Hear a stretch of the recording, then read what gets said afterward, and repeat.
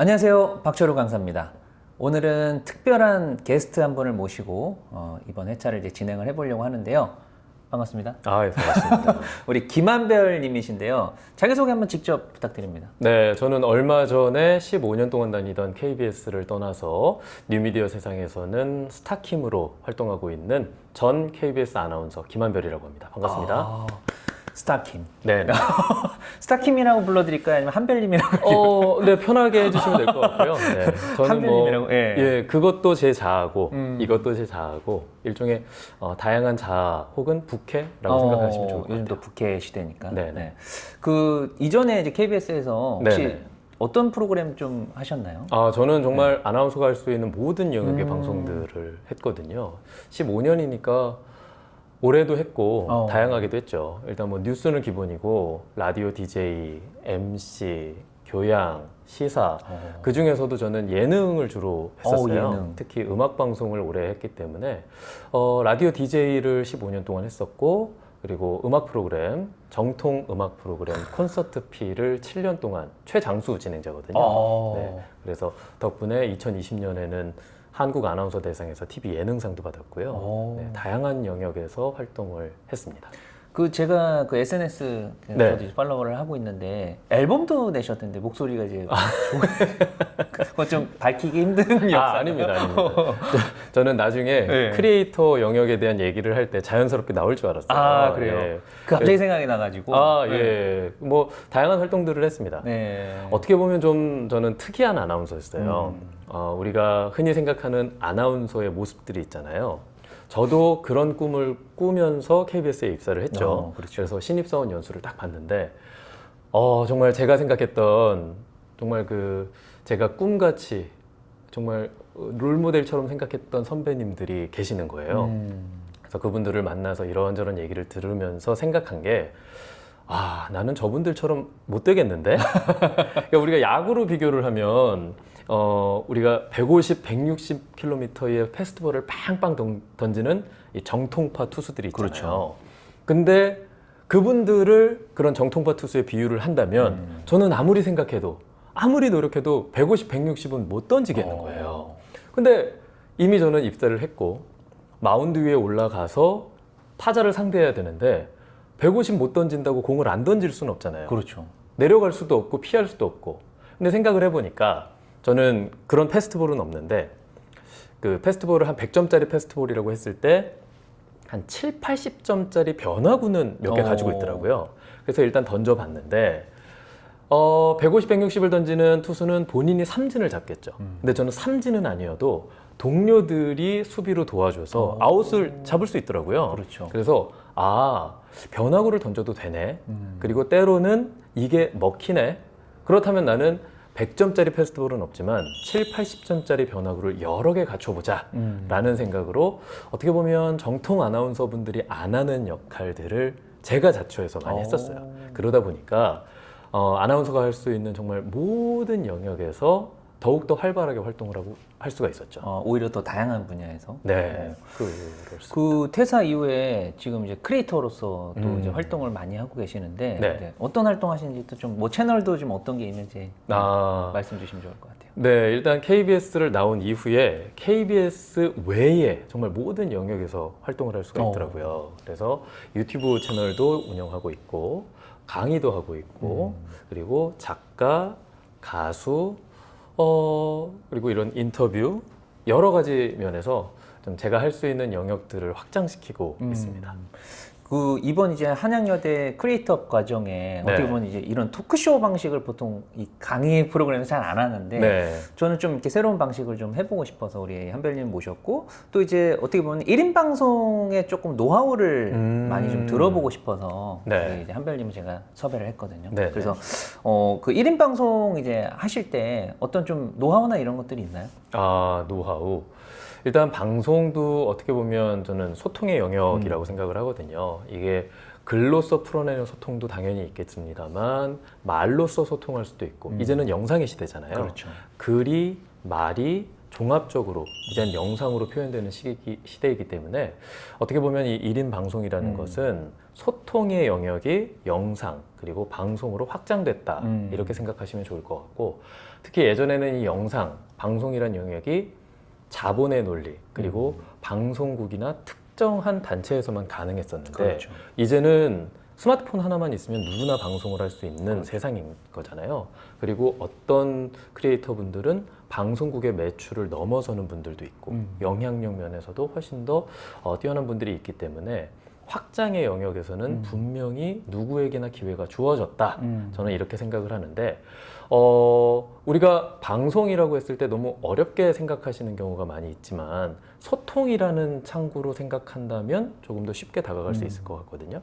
특히나 영상으로 소통을 하는 방법들을 익혀둔다면 살아가는 데 있어서 정말 도움이 많이 되실 거예요. 누군가에게 내 생각을 보다 효과적으로 전달하고 그 사람의 마음을 움직일 수 있는 능력은 요즘 시대에는 그 어떤 능력보다 중요하죠.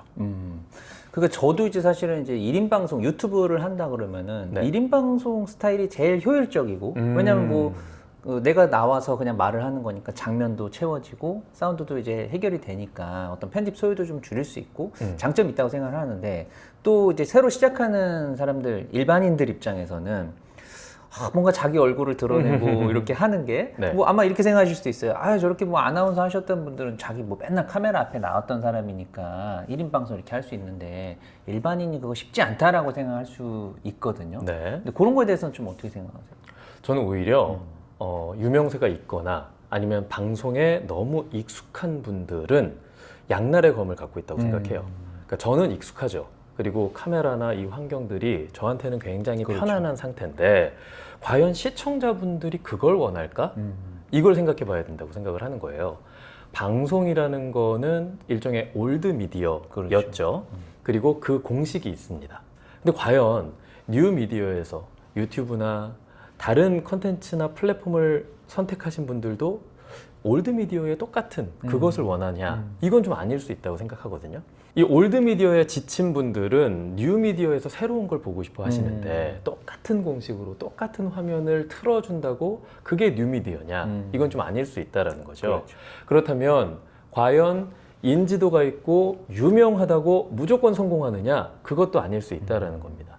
그래서 한 번쯤은 호기심에 볼 수 있겠죠. 근데 우리가 계속해서 이 사람을 구독하고 팔로잉을 하고 뭔가 팬이 된다라는 건 이 사람의 컨텐츠가 나에게 어떤 맥락으로 존재하고 그리고 내 삶에 녹아들고 이 사람의 컨텐츠를 통해서 내가 무언가를 얻을 수 있을 때만 가능한 거거든요. 예를 들면 뭐 강동원 씨나 뭐 신세경 씨처럼 보고만 있어도 너무나 행복해지는 그런 연예인분들은 좀 논외로 하겠습니다. 근데 저를 비롯해서 많은 분들은 그런 신의 영역이 아니잖아요. 그렇다면 우리는 유명세나 뭐 기존의 익숙함에 소구하는 게 아니라 컨텐츠로 승부하고 이 사람들이 원하는 걸 보여줌으로 해서 내가 선택받을 수 있는 기회를 얻어야 되는 건 거죠. 그러니까 출발선은 똑같다고 생각합니다. 오히려 유명세나 이런 거에 인지도에 내가 의지하는 순간 이건 독이 될 수 있을 것 같아요. 그렇죠. 네. 이 유튜브가 뭐 어떻게 보면 이 과정을 이제 들으시는 분들은 또 이제 창업을 좀 이렇게 생각하신다거나 뭐 어떤 이제 유튜브를 단순히 뭐 어떤 이제 연예인처럼 나를 알리기 위한 도구로서 쓴다기보다는 네네. 이걸 가지고 뭔가 어떤 비즈니스적으로 앞으로 나의 어떤 커리어에 이게 이제 도움이 좀 사실 돼야지 이런 분들이 좀 뛰어들 수 있을 것 같아요. 제 생각에는. 네. 왜냐면 쉽게 뭐 지금 우리 대학생분들이 지금 할 일이 많잖아요. 사실 네. 자기 어떤 취업 준비도 해야 되고 하는데 유튜브에다가 뭐 많은 힘을 쏟기는 어려울 텐데, 그럼에도 불구하고 저는 지금 앞으로 오히려 이런 20대 분들이 이런 미디어나 어떤 이런 SNS나 뭐 유튜브 같은 플랫폼을 놓치면 사실 경쟁력이 많이 떨어진다고 생각하거든요. 그렇죠. 네. 그런 측면에서 우리 대학생 분들에게 이걸 어떻게 활용하면 좋을지에 대한 이런 얘기 혹시 해주실 게 있나요? 저는 유튜브나 SNS를 활용하는 방법에 있어서 본인의 기준이 명확해야 된다고 생각을 하거든요. 물론 수익화를 할 수 있고 여기에서 수익 창출을 할 수 있죠. 근데 이게 1번 목적이 돼서 내 의도가 들키는 순간 좀 위험할 수도 있다는 생각이 들어요. 그런 목적을 갖지 말라는 게 아니라 목적이 있어도 일단은 내가 무엇을 하든 나를 지지할 수 있는 팬층을 확보하기 전에는 일단은 살짝 감춰라. 그러면서 첫 번째는 나에 대한 분석. 자, 그래서 제가 무엇을 만들 수 있는지에 대한 분석을 확실하게 하고 그 다음에 이것을 다른 분들께 어떻게 전달할 수 있고 무엇을 전달할 수 있는지를 명확하게 기준을 세워야 된다라고 생각을 해요. 그래서 내가 무엇을 하든지 나를 지지해 줄 수 있는 팬층을 만들고 그분들이 이 안에서 뛰어놀 수 있는 놀이터를 제공을 해주는 거죠. 그런 다음 이들에게 도움이 될 수 있는 상품을 만든다든지 서비스를 만든다면 자연스럽게 수익화가 되겠지만 처음부터 저는 이걸 팔겠습니다. 여러분 이걸 사주세요 라고 접근하는 건 조심스럽다라는 거죠. 그래서 일단은 컨텐츠적인 측면에서 그리고 이 채널이 추구하는 바를 확실하게 브랜딩하는 측면에서 접근을 하는 게 1번일 것 같고요. 그리고 그러기 위해서는 나에 대한 뭐 분석이라든지 그리고 일종의 내가 지금까지 해왔던 것들에 대한 아카이빙 측면에서 나를 여기에 담아서 이것을 통해서 무엇을 확산할 것인가 여기에 대한 분석이 1번일 것 같아요. 거기서부터 출발을 한다면 조금은 부담스럽지 않게 채널을 키워갈 수 있지 않을까. 다른 분들도 부담스럽지 않게 이 채널에 녹아들 수 있지 않을까. 그렇죠. 라는 생각이 듭니다. 약간 그러니까 이런 것도 괜찮을 것 같아요. 한별님 얘기를 들으면서 저도 이제 생각이 난 게 뭐 본인의 어떤 창업이 지금 이제 생각하는 구상하는 단계부터 네. 어떻게 보면 우리 옛날에 그 다마고치처럼 자기를 다마고치화 시켜서 자기가 성장하는 이 과정을 유튜브로 아카이빙하는 것도 그렇죠. 그러면 결국 이제 결국 나중에는 창업을 만약에 어느 순간 해요. 그래서 어떤 아이템을 자기가 개발을 해서 뭐 판매 단계까지 갔을 때 그럼 자연스럽게 그때 판매까지 할 수 있지 않을까 이 그렇죠. 채널 안에서.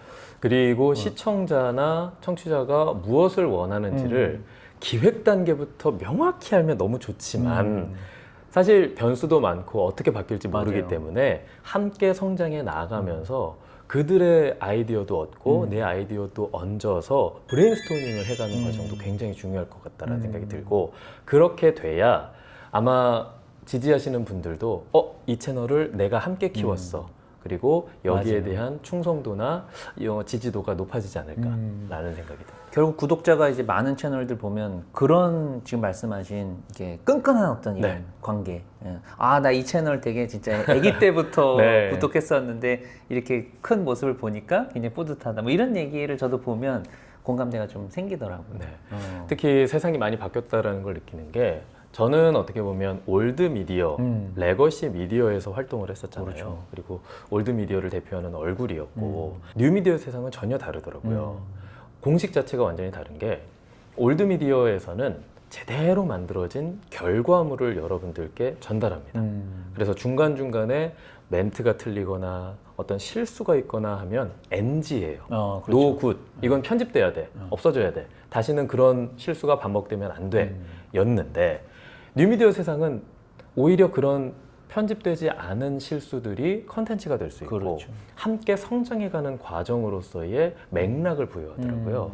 그렇기 때문에 구독자가 더 몰입할 수 있고 애착을 갖게 될 수 있는 건 거죠.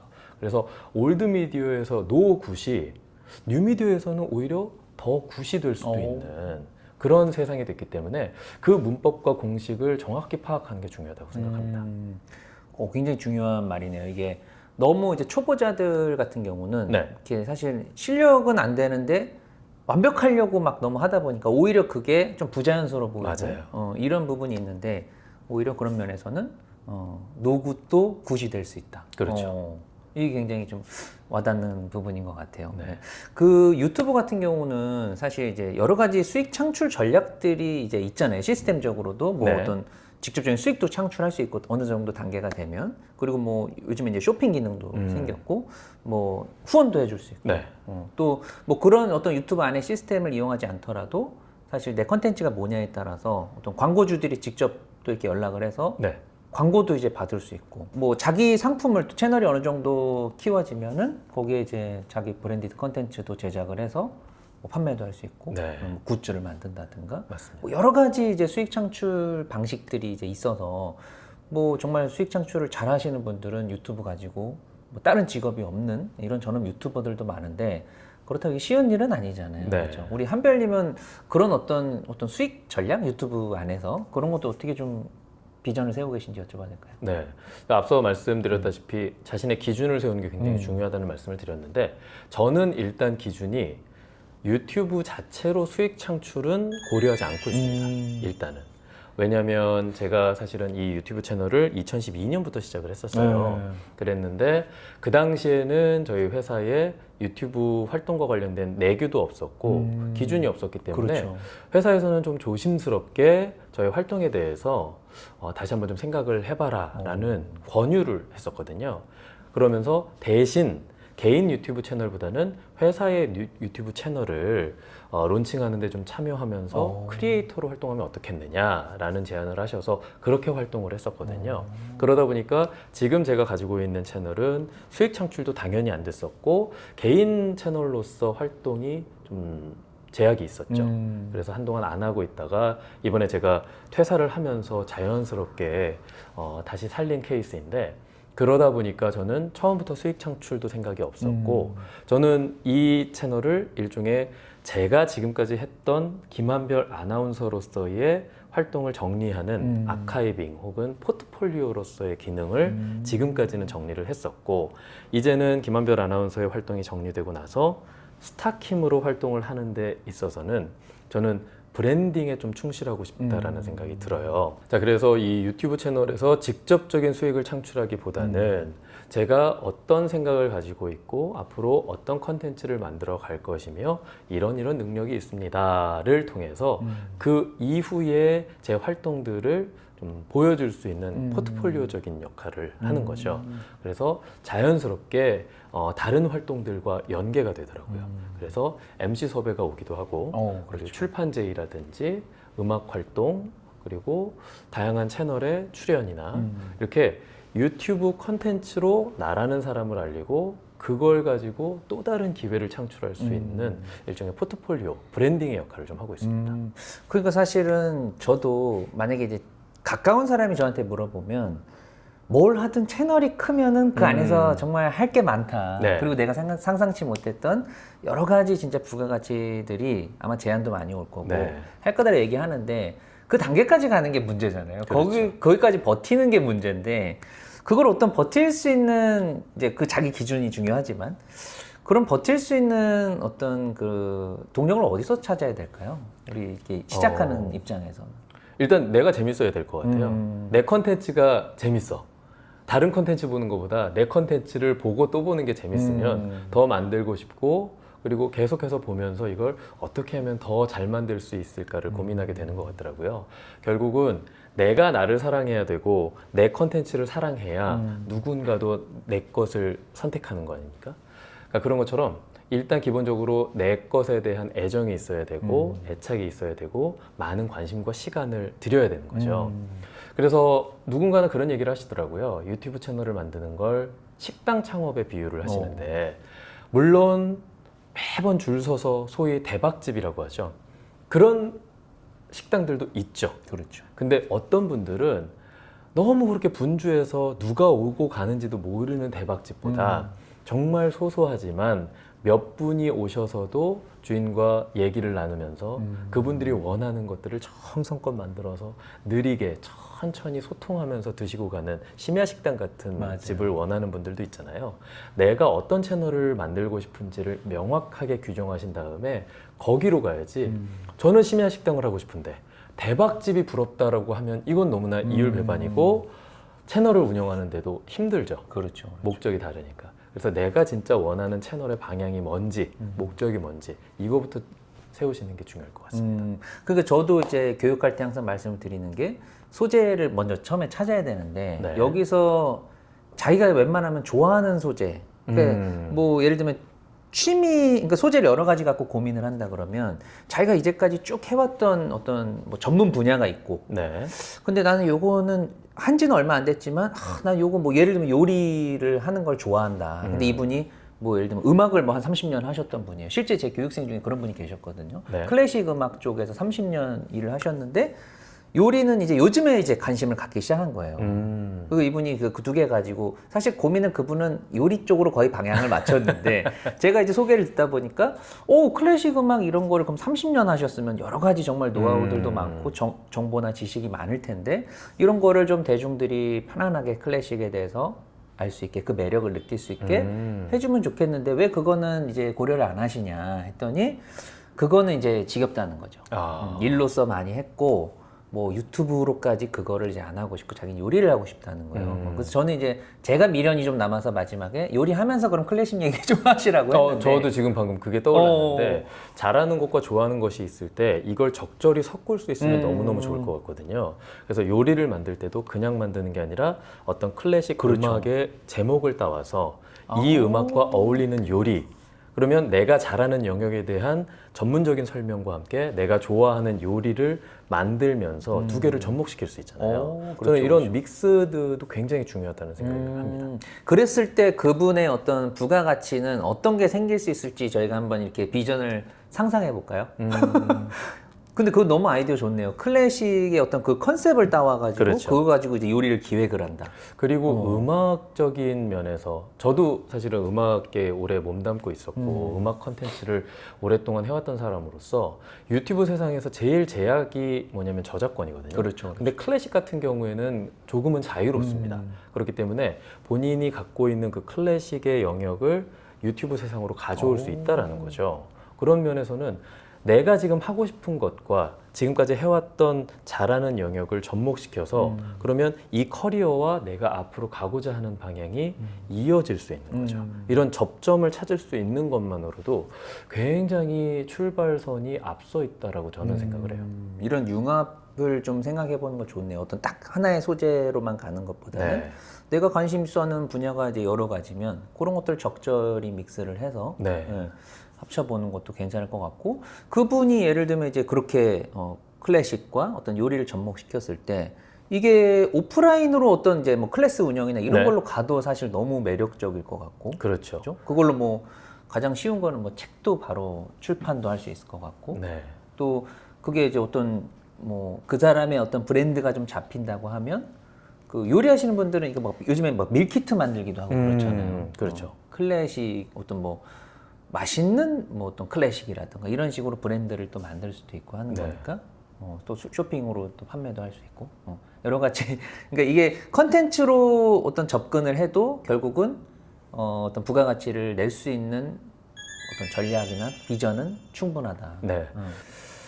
우리 한별님 같은 경우는 네. 이제 어떻게 보면 이런 카메라와 좀 친한 이런 이제 또 인물이실 텐데 우리 이제 유튜브를 시작하시는 분들 1인 미디어에 한번 나도 해보자 또 이제 1인 방송까지 한번 해보시려고 하는 분이 갖춰야 될 어떤 이런 역량 이런 게 있을까요? 일단은 그 계속해서 제가 강조를 드리는 게 소통이라는 키워드인 것 같아요. 이게 내가 이런 걸 만들었으니 이렇게 봐주세요. 아니면 이렇게 만들었으니 너희에게 전달할게. 일방적인 전달이 아니라 자 이거 어떻습니까? 피드백 주세요. 아 그렇군요. 그렇다면 이건 어떻습니까? 아 그렇군요. 그럼 이렇게 좀 바꿔봤어요. 라는 식으로 상호적인 소통이 굉장히 중요하다는 생각이 들거든요. 저희도 아나운서로 처음 입사했을 때 교육을 받으면 항상 그런 얘기를 듣거든요. 카메라 너머에 수천 수만 명이 있는데 사실은 그분들이 어떤 분들인지도 모르고 어떤 연령, 어떤 학력, 어떤 지위인지도 모르는 상태에서 전달을 해야 되는 거잖아요. 그렇죠. 그렇다면 모두를 만족시키고 이해시킬 수 있게 전달을 해야 되는데 그래서 항상 그런 말씀들을 많이 하세요. 저 카메라 너머에 중학생 조카나 아니면 할머니가 계신다고 생각해. 어렵다. 그분들까지도 이해시킬 수 있어야 되는 거야 라고 하면서 예를 들면 진짜 말을 잘하는 사람들은 어려운 얘기를 쉽게 합니다. 그렇죠. 예, 그래서 어렵게 하지 마. 쉽게 중학생 조카나 할머니도 이해할 수 있게 쉽게 얘기해. 그리고 생생하게 표현해. 왜냐면 네가 먹고 있는 거, 느끼는 거는 TV로 보여질 뿐이지 그분들이 느끼는 게 아니란 말이야. 마치 그분들이 현장에 있고 직접 그걸 먹고 있다라는 생각이 들 정도로 생생하게 전달해야 돼. 라고 해서 표현법이라든지 그리고 뭐 스포츠 중계라고 치면은 그 현장을 정말 생생하게 전달할 수 있게 묘사, 상황 그리고 여러 가지들을 담을 수 있는 압축적인 표현 이런 것들을 연습하고 훈련하거든요. 이런 것들이 어떻게 보면 유튜브 세상이나 컨텐츠 내에서도 도움이 될 것 같아요. 단순히 그냥 이거를 전달해서 나 몰라라 하는 게 아니라 전달하고 피드백을 받고 소통을 하고 조금 더 생생하게 조금 더 잘 이해될 수 있게 보다 친절하게 설명하는 것 이게 굉장히 중요한 포인트라는 생각이 듭니다. 맞아요. 저도 생각해 보니까 만들 때 그런 부분을 항상 좀 많이 생각하게 되는 것 같아요. 좀 네. 알기 쉽게 설명하는 거. 뭔가 이제 설명을 할 때 또는 어떤 표현을 할 때도 이게 사실은 보는 사람들은 거기에 이제 집중해서 보는 거니까 네. 제가 이제 말하는 거에 그러니까 이게 집중력을 잘못하면 놓칠 수가 있는 거죠. 자꾸 그럼요. 뭐 겉도는 얘기나 어려운 얘기를 이제 해버리면은 뭐 관심 있는 사람들은 볼 수도 있지만 또 더 많은 어떻게 보면은 시청자를 좀 노리려면 최대한 그런 어떤 눈높이도 좀 낮춰야 될 필요가 있고 그렇죠. 더 쉽게 좀 설명하는 그런 걸 연습하는 게 좀 중요하겠네요. 네. 그리고 본인을 이 화면에서 좀 많이 보셔야 될 것 같아요. 맞아요. 네. 처음 보면 진짜 어색하거든요. 어색하고 편집하기 힘들잖아요. 다른 사람 같고 왜 그런 얘기가 있어요. 거울 속에 나와 사진이나 영상 속에 내가 굉장히 다를 거라고. 맞아요, 맞아요. 왜 그러냐면 저희도 모르게 거울 속에 나는 보는 각도가 있대요. 그러니까 내가 마음에 드는 내 각도가 있어서 나도 모르게 약간씩 틀면서 나를 본다라는 거죠. 그러면 늘 보던 내가 만족하던 거울 속에 내가 보이니까. 그런데 영상 속에 나는 다르죠. 다르죠. 어떻게 보이는지 어떻게 찍히는지를 모르니까 내가 그걸 맞출 수가 없어요. 날것에 내가 나왔을 때 너무나 어색하고 처음에는 놀랍죠. 저게 나라고. 진짜 다른 사람 얼굴처럼 좀 보일 때 있어요. 그렇기 때문에 그것까지도 나라는 생각으로 익숙해져야 되고 그리고 그 훈련을 하다 보면 우리가 왜 카메라 마사지라고 하죠. 맞아요. 예, 제가 더 자연스러워지고 그 안에서의 내 모습이 예뻐지고 멋있어지거든요. 그 훈련을 굉장히 많이 하셔야 될 것 같아요. 많이 찍고 모니터하고. 목소리도 그렇잖아요. 그렇죠. 목소리도 보면 저희가 듣는 목소리는 이쪽에 턱 관절을 거쳐서 귀에 들리는 거라 한 번 필터링이 몇 번 되는 거거든요. 그렇기 때문에 다른 사람이 듣는 목소리와 내가 나 스스로의 목소리를 듣는 건 굉장히 달라서 그런 원리를 처음 들었어요. 네. 역시 스피치 전문가야. 그렇기 때문에 날것의 목소리도 좀 조정을 해야 되고 익숙해져야 되는 거죠. 그래서 많이 들으면서 내가 이렇게 얘기했을 때는 목소리가 좋구나. 혹은 내가 이런 상황에서 이런 감정으로 얘기하면 목소리가 뭐 급해지는 것 같구나. 조급해 보이는구나. 목소리가 안 좋구나. 라는 걸 파악할 수 있으면 좀 컨트롤할 수가 있죠. 그러니까 처음에는 좀 자기 이제 화면 속에 자기 얼굴 또 들리는 자기 목소리 이게 좀 어색하고 네. 괴롭더라도 오히려 더 많이 모니터링을 하고 네. 그거 이제 어떻게 하면 더 좋게 보일 수 있고 좋게 들릴 수 있을지를 네. 고민을 해봐야지 더 좋은 모습, 더 좋은 소리가 나올 수 있겠네요. 그렇죠. 정답은 없는데 가장 좋은 거는 익숙해지는 것 같아요. 많이 보고 많이 이제 모니터링을 하고